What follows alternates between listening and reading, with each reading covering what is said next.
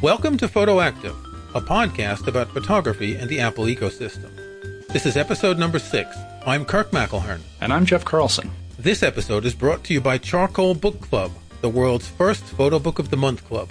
We'll have a special offer for you on a subscription with Charcoal Book Club later in the show. Jeff, I have a question for you. Do you shoot RAW or JPEG or both?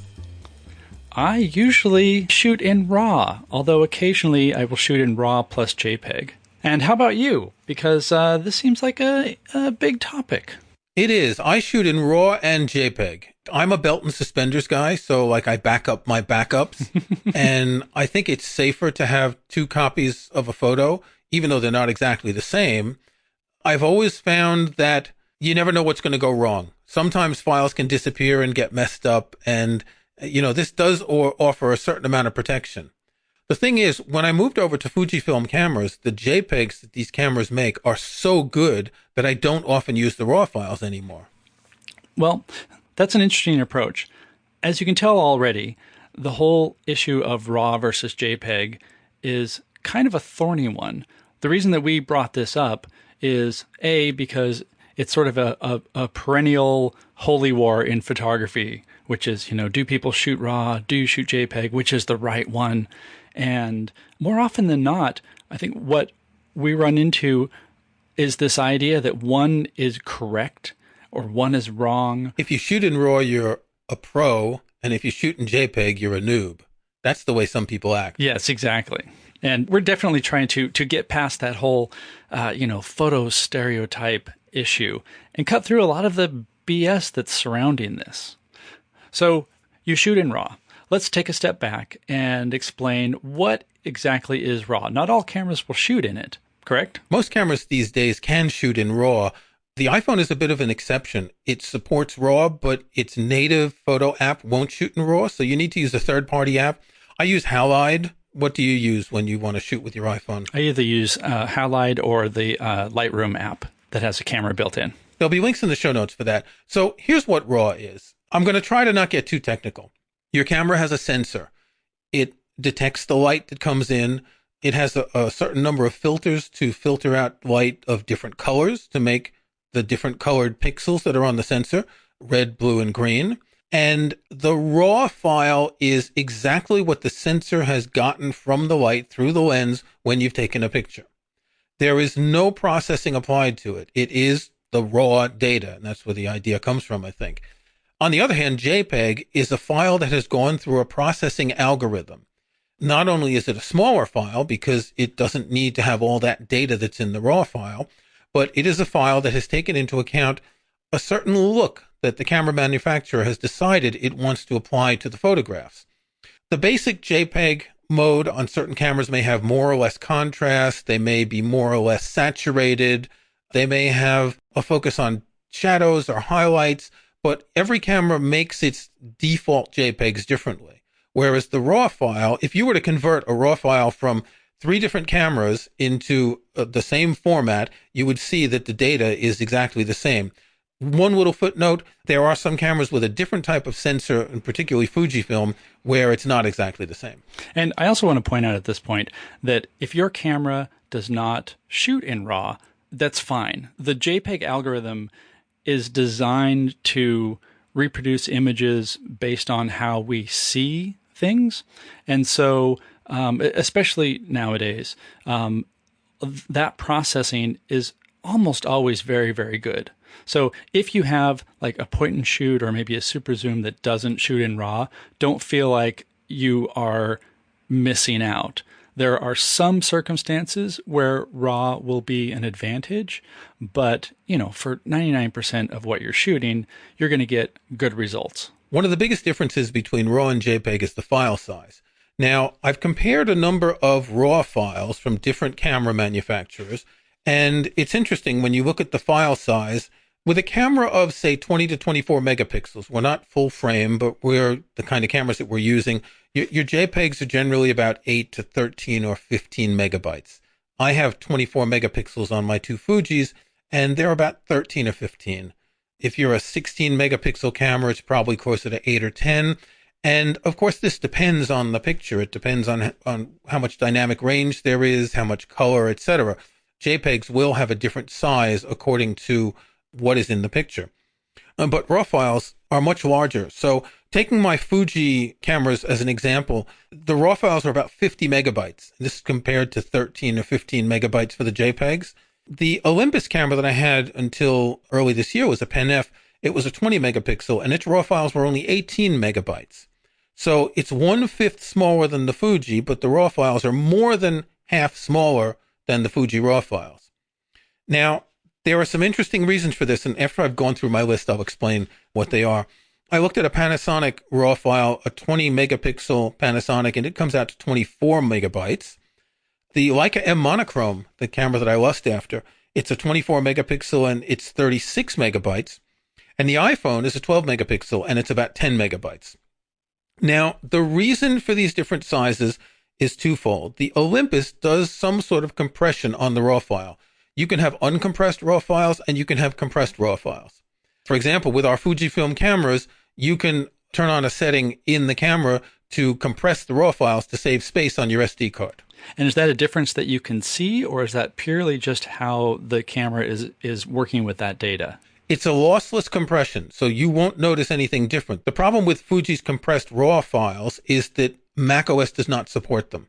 So you can't add them to photos and you can't view them in the Finder with Quick Look. So you'd have to convert them to something else, and that's a real headache. So while you do save space, it's a big step in your workflow if you're shooting a lot of photos. And it's not just Fuji that has that. Many manufacturers have the compressed versions. Well, Olympus's RAW files are always compressed a little bit, yet they are supported on macOS.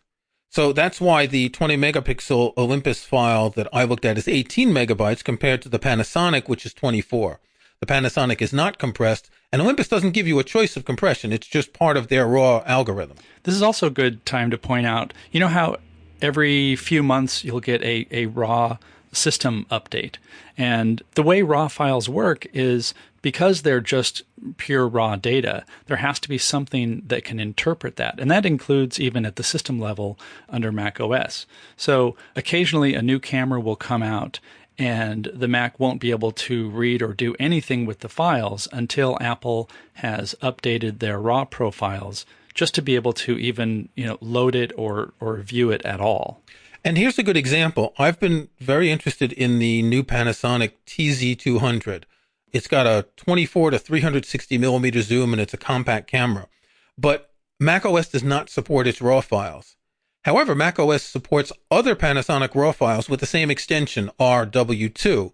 So it's not just the file extension that determines whether it's supported, it's the actual version of the RAW file. And unfortunately, camera manufacturers, and I do not know why they do this, but they basically tweak the RAW file for every single model. So even if you have a Fuji camera that you can read the RAW files from, if you buy another one, those might not be supported or they might not be supported in the same way, which is really frustrating sometimes. And even if it's the exact same sensor between the two cameras, there's something in it that makes it different. And they have to give that information to the software manufacturers, to companies like Apple in order for them to be supported. And I believe that Adobe just released the updates for Lightroom for this particular Panasonic camera, which has been out for a few months.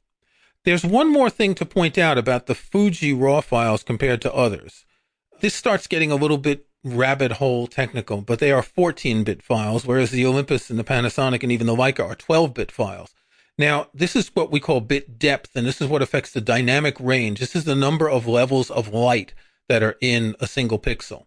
So 14 bits is going to give you more light, the equivalent of about 2 stops of light, but it's a much larger file size.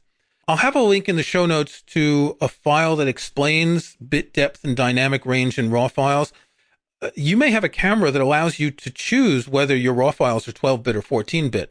There are a number of cameras that allow that. Most of what I've seen suggests that you don't really need the extra 2 bits. And those extra 2 bits aren't just 2 bits. It's a lot of data that's stored, which in most cases is just empty data. It's just white, because the extra bits are at the high end of the dynamic range, so the highlights as opposed to the shadows. But if you don't have the 2 bits, how will you get the shave and the haircut? Exactly. Boom. So what's the point of having all that data? I mean, obviously, more would seem to be better, right? Granted, we have to deal with file sizes, but what advantage are you getting by shooting all that data? Well, more is better because you have more options to recover something that's not exposed well. A JPEG is only 8 bits. Now, remember I said that the 12 and the 14 bits is dynamic range. That's the amount of space you have between the darkest and the lightest pixels. The more you have, the more options you have to bring up the shadows, bring down the highlights, etc. So in your JPEG, not only are the files smaller, but you can't really recover if things aren't ideal. And they particularly don't give you as good results when you're taking multiple exposures and combining them to make an HDR photo. That's one place where RAW is really good. You get the really dark shadows and the really light highlights and combine a few photos, and they blend together a lot better because there's more headroom. A great example of how RAW can help that I'm sure everybody has run into is if you're looking at a scene where you have a bright sky and a dark foreground. You have somebody who's standing against a bright background of some sort. The camera will do its best to expose, but if there's a large variance between that bright and dark area, then the foreground will just be in shadow. So when you bring that then into Photos or Lightroom, because all of that extra image data is there in that dark area, you can bring that up, bring up the shadows, bring up the highlights down in that section without completely blowing out your background. Okay, we're going to take a brief break, and when we come back, we're going to talk a little bit more about JPEGs, because everything we've said here suggests that RAW is better, but in many cases, JPEG is a lot better.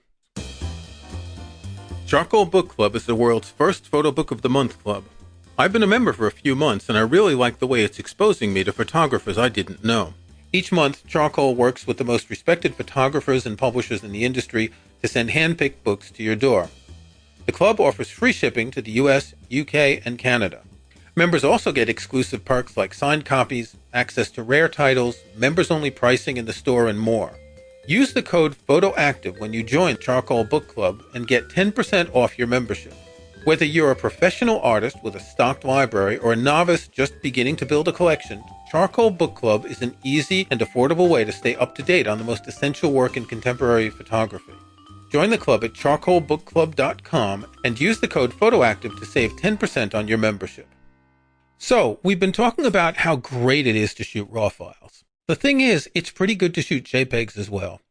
If I look at the two cameras that are sitting on my desk, these two Fujifilm cameras, these are computers with cylinders that have glass in them that let light come into them.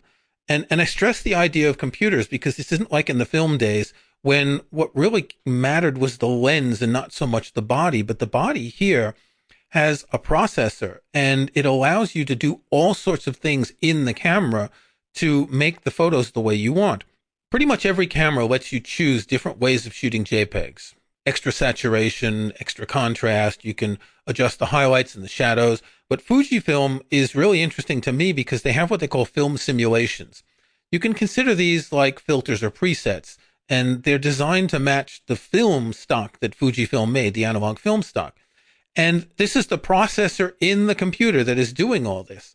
So if you bought this really expensive camera, why would you not take advantage of some of these features to make the JPEGs that can come out really good? For me, shooting RAW gives me the ability to do more editing after the fact. And part of that has to do with the type of photos that I tend to make. I shoot more landscape photos where the RAW format benefits from having that wider dynamic range to play with. And I think, honestly, I do it partially out of laziness because I don't always want to be thinking like, okay, which format am I in? Am I shooting RAW? Do I need to be shooting JPEG? Because, honestly, I have lots of hard drive storage. I have lots of camera storage. I'm fortunate enough, sorry, Kirk, that I have good bandwidth so that the images go up and down pretty easily to the cloud services. One of the things about JPEG compression is that it was really designed when there wasn't a lot of storage. And that's why we have JPEGs that end up as small files, which is great. But I don't feel that that's a limitation anymore. However, when it comes to the different Fuji JPEG film simulations, that's an area where I would switch to a different mode that we alluded to briefly in our black and white episode, which is RAW plus JPEG. Right. That lets you to shoot a picture in RAW, have the camera generate the JPEG. Then when you get home, you can look at the JPEG and you can say, does this look good using this film simulation, or should I trash this and just work on the RAW file? And it also gives you the option of having some sort of a backup. So one of the reasons that I don't automatically shoot in JPEG is that what the camera gives you is what you end up with, because the camera is actually throwing away data when it creates the JPEG to make that small file. So when you bring that into Photos or Lightroom, you still have a lot of data to work with, but you don't have as much. Well, my Fuji JPEGs are about 13 to 15 megabytes. Now, if you look at the 50 megabyte RAW files, and you consider that at least half of that is garbage, it's extra data at the high end that's not really used, you're not really losing that much. It's similar to when you compress a music file from a CD down to, let's say, an AAC file at the highest bit rate, 320. You won't hear the difference. You won't see the difference in the JPEG that much, although, again, it is applying a filter, a profile, a film simulation. But I don't think there's that much data that's really lost. I think for some uses, that data becomes more valuable. Again, like pulling lots of details out of a landscape.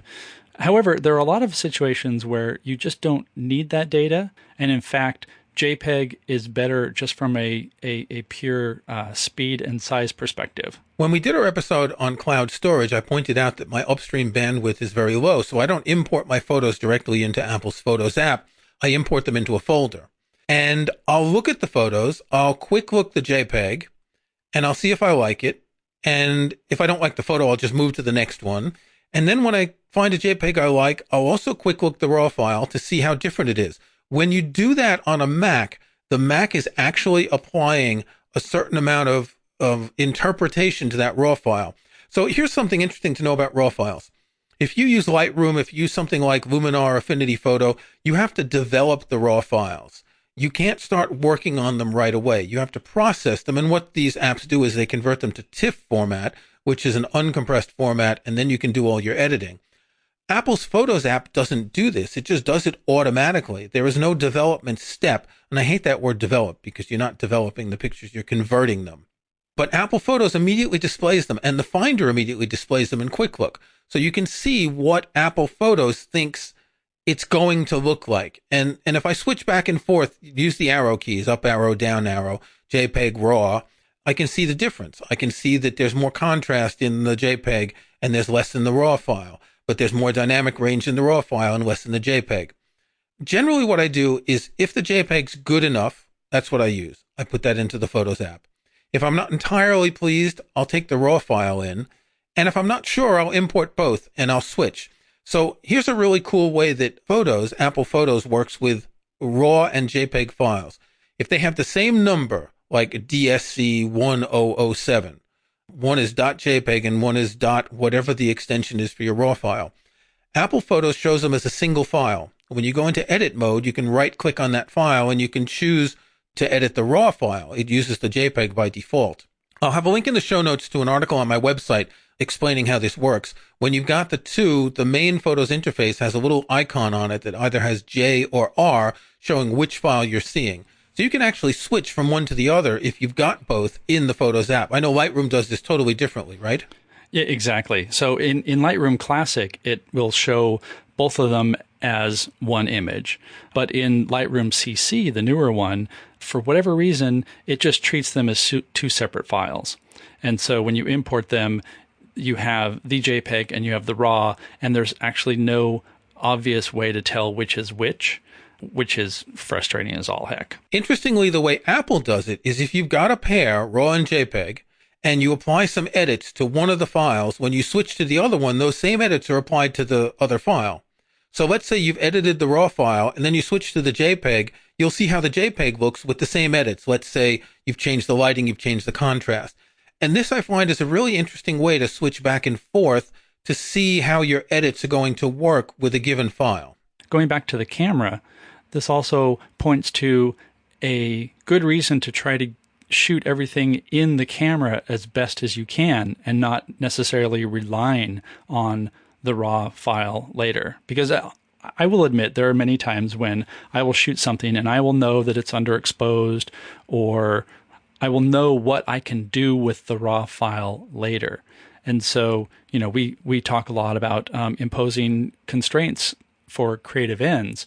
And one of the great ways to do that is to just shoot in JPEG and not think about how you can fix it later, but get it correct in the camera. So some other advantages to JPEG are, as we've said, the file sizes are smaller, and that means if you want to shoot in burst mode, you can shoot more frames more quickly. A great example of that are sports photographers.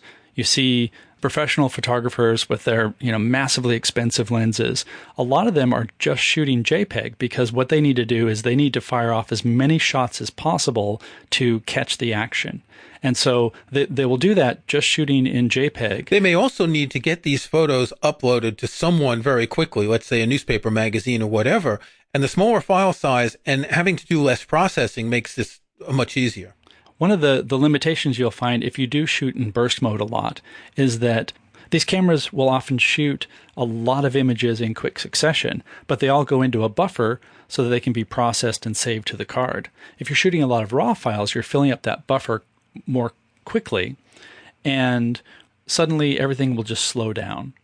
And when you're shooting, action or sports, and that can even be, your kids running, then you could miss shots because you're waiting for the camera to catch up. With JPEG, you don't have that as much. Right. And of course, the difference in file size means that you'll fill up your SD card more quickly. And this is particularly important in burst mode where you're shooting a lot of photos.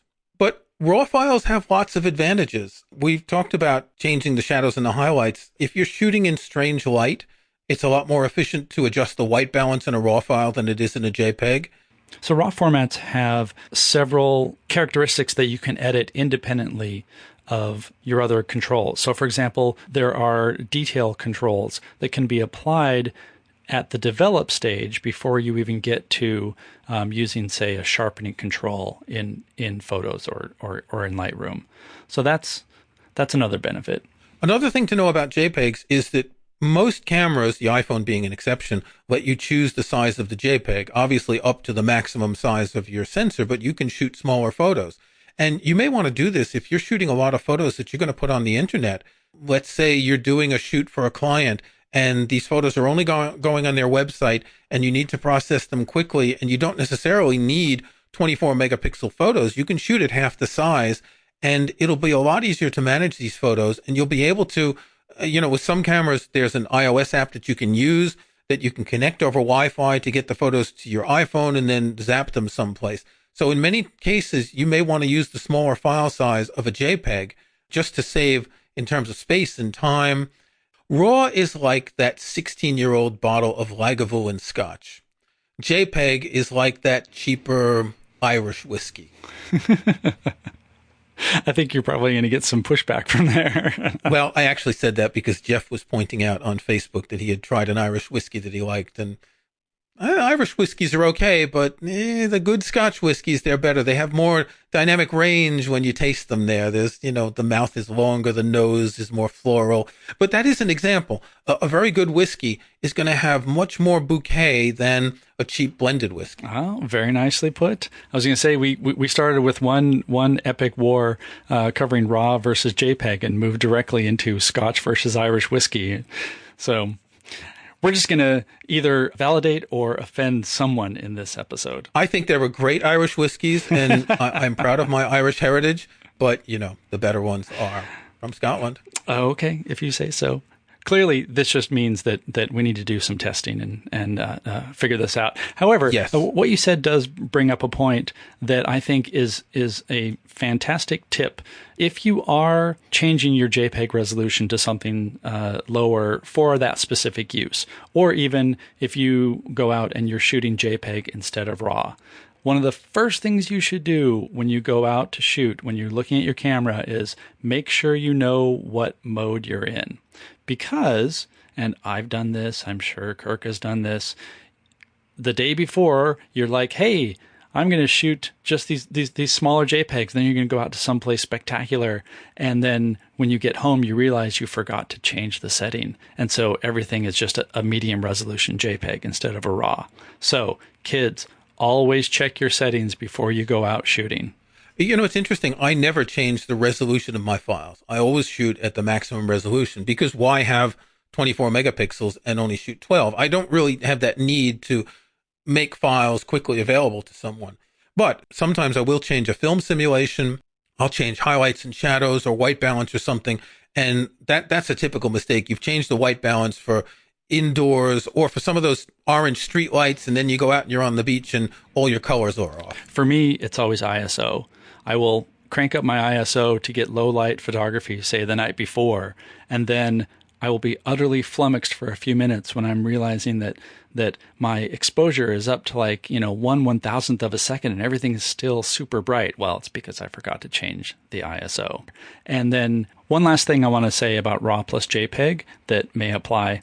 With my Fuji X-T1, I can transfer images from the camera to my iPhone wirelessly, and there are a lot of cameras that have this Wi-Fi capability. However, with my model, I can only transfer JPEGs. It won't transfer RAWs. Some will do RAWs. And so there are times when I will shoot in RAW plus JPEG solely so that I can be able to transfer those images over, be able to either review them on my iPhone or if it's something that I want to share immediately. That gives me the flexibility of being able to see the images right away and act on them if I need to, and then also have the RAW files and be able to work with them later on. Okay, I hope you've all understood and we haven't gone into too much detail. Do drop us a comment on the show page or in the Facebook group. If you have any questions about RAW, if you have any questions about JPEG, tell us if you shoot in RAW, JPEG, or both. Now it's time for our snapshots. Stuff that we want to talk about this week. Jeff, what have you got? When I first got my Fuji, I did not actually have any lenses with it. It was a trade from a friend of mine, and I didn't have any native lenses for it. I had ordered one, but it hadn't arrived. So I already had a bunch of Nikon lenses from my D90. So I bought this Photodiox Pro lens mount adapter.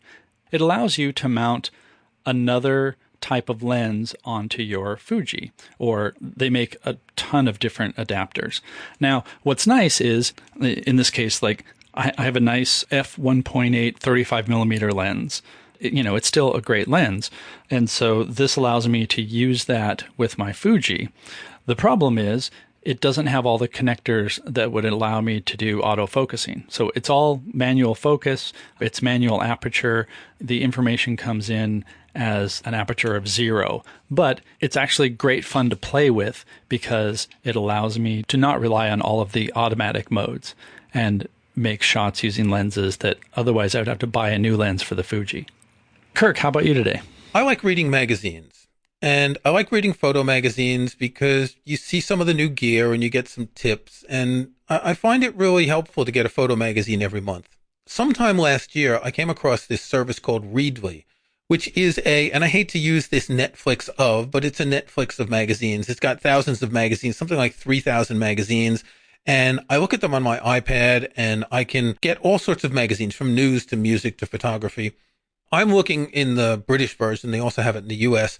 And I get magazines like Amateur Photographer and Photography Week and Practical Photography and Digital Photographer and so many more. Some of them are brand specific, so Nikon and Canon, and they don't really interest me because I don't use those cameras. But there's about a half a dozen photo magazines that I get to read every month. It costs me £8 a month. I believe it's $10 in the States. That's the cost of 1.5 issues of magazines. If you subscribe to a magazine over here where they're more expensive, I think the last photo magazine that I had was about £60 a year, whereas this comes to 100. So it's a really good way if you want to browse through photo magazines and you really don't care about reading them in detail and spending a lot of time. As I said, you keep up on the gear, you see some techniques, you see some nice pictures, and you move on to the next one. So it's called Readly, and you get all the photo magazines plus all sorts of other magazines as well. How's the reading experience in terms of the layout and such? You get the full layout.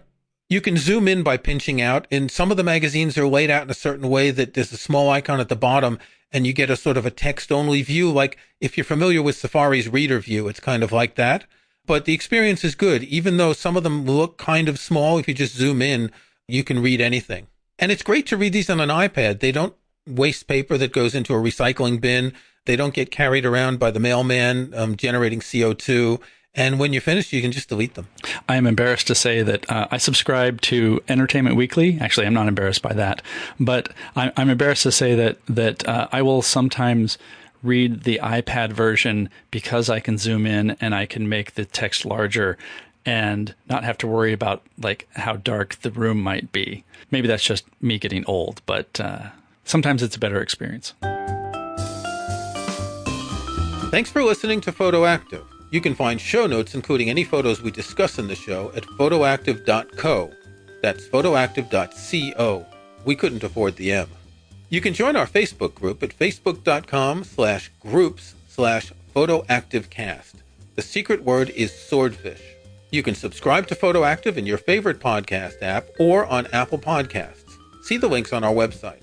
And think about leaving us a rating or review on iTunes or in your podcast app.